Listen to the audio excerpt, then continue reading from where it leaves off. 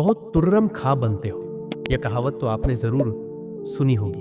कहावत सुनकर यही लगता है कि तुर्रम खां नाम का कोई शासक रहा होगा जो अपने आगे किसी की एक ना सुनता होगा। हालांकि यह सच नहीं है। तुर्रम खां का असली नाम तुर्रेबाज खां था, जो कि अपनी वीरता और अंग्रेजों के खिलाफ जंग लड़ने के लिए जाने जाते हैं। अपनी संगठन शक्ति और वीरता की वजह से उन्होंने अंग्रेजों को भी नाको चने चबवा दिए और काला पानी जैसी जेल से भी भाग निकले। इसलिए अगर आप किसी को तुर्रम खां बोलते हैं तो यह उसका अपमान नहीं, बल्कि एक तरह से वीरता की उपाधि से नवाजना हुआ। तुर्रम खां दोस्तों, आप इस स्वतंत्रता सेनानी को शायद ही जानते हो। आपने अपनी जिंदगी में इनका नाम जरूर सुना होगा। जब कोई इंसान अपनी हैसियत से बड़ा काम करता है या किसी काम में जो उसके बस का ना हो उसमें हीरो बनता, लोग उसे तुर्रम खां बोल देते हैं। हम उसे तुर्रम खां तो बोल देते हैं, लेकिन क्या हम सच में जानते हैं कि ये तुर्रम खां कौन थे और इन्होंने जंग आजादी में कितना बड़ा बलिदान दिया था? आज हम इस वीडियो में आपको इन सब सवालों के जवाब देंगे, तो वीडियो में लास्ट तक जरूर बने रहें। साथ ही साथ वीडियो को लाइक और चैनल को सब्सक्राइब जरूर कर दें। चलिए वीडियो में आगे बढ़ते हैं। बंदा बहुत तुर्रम खां बन रहा है। ज्यादा तुर्रम खां मत बनो, खुद को तुर्रम खां समझ रहा है। इस तरह के डायलॉग आपने अक्सर सुने होंगे। जब कोई हीरो या रंगबाज बनता है तो उसे तुर्रम खां बोल दिया जाता है। लेकिन क्या आप जानते हैं कि असल में वो कौन था? आज हम आपको असली तुर्रम खां के बारे में बताने जा रहे हैं। साथ ही ये भी बताएंगे कि उनके नाम पर इतने मुहावरे और डायलॉग क्यों बने। तुर्रम खां का असली नाम तुर्रेबाज खान था। आपको जानकर हैरानी होगी कि तुर्रम खां कोई मामूली शख्स नहीं थे, बल्कि 1957 में भारतीय स्वतंत्रता संग्राम की पहली लड़ाई के जाबाज हीरो थे।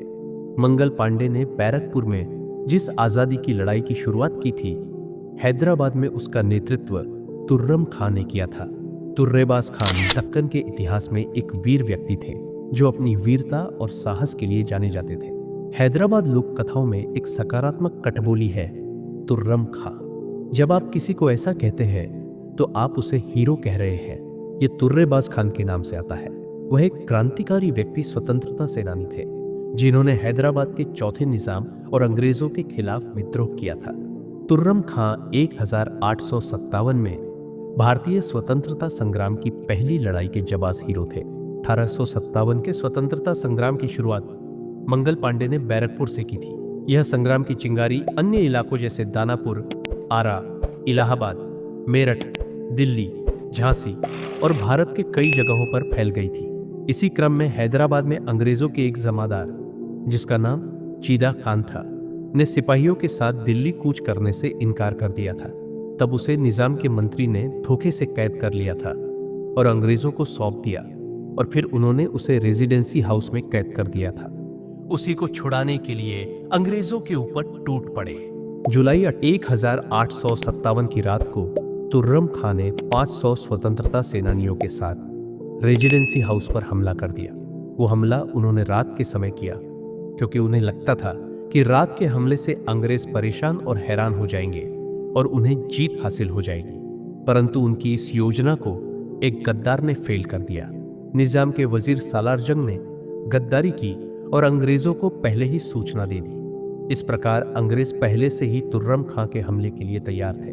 अंग्रेजों के पास बंदूकें और तोपें थीं, लेकिन तुर्रम खां और उनके साथियों के पास केवल तलवारें।